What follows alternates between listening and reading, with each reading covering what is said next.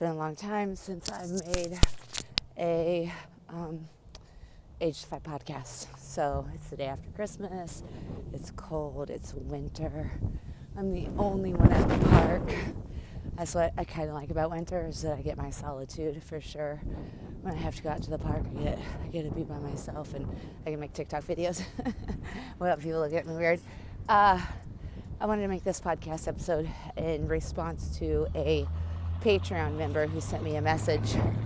See, so when people send me things, it's just like I don't have one answer. I have to talk it out to be able to answer my students' questions, right? So what she asked was, I had given the day after Christmas movement therapy, a Bruce Lee abs workout for everyone to do to help with digestion, to just to get their blood pumping, and just have a 20-minute workout to do that's focused on the hips, the butt, the pelvic floor, the lower abs, spine flexibility, all of that. So she wrote to me and said, hey, can I do the Bruce Lee abs? I have osteopenia, and I was told not to flex or rotate. We need to answer that in a second. And the other one is that she had hurt her back and wanted to know if Bruce Lee abs was something she should do. Well, here's my first answer. You should do everything. To be told to avoid movement because you're injured is actually not my approach.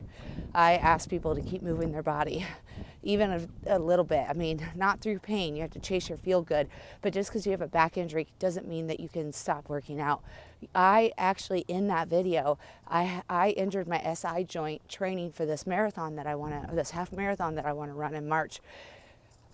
Which I don't know if I'm going to run it or not. We'll see. But, I injured my SI joint, and I never had SI joint pain before. So I injured it, and I took my students on a journey with me, right? I told all my students in every class, I told them how I was feeling, what was going on with me, all the adjustments I was making. So the whole month of November and December, we basically did what was called movement exploration.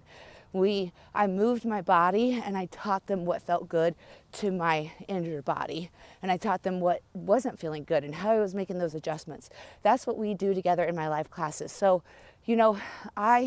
I think you should do every workout, but I think you should be guided in each workout. And if you're doing them on video or on my app, I can't guide you. I'm not in the room with you. I can't find out how you're feeling right before the class, and I can't find out how the class felt after the class to help make adjustments for our next class together. That's how the Zoom studio works.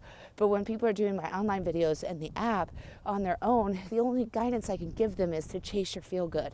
Try the movement. Don't avoid movement. That is just, to me, that's the wrong response to injury and to, bone density loss.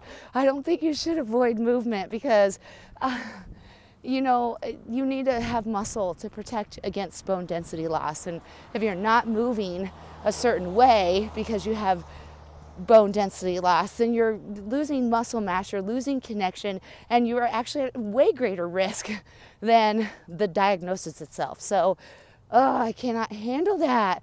If you are told not to flex or rotate because you have a bone issue, I am telling you, don't lose your muscle gain because of that diagnosis.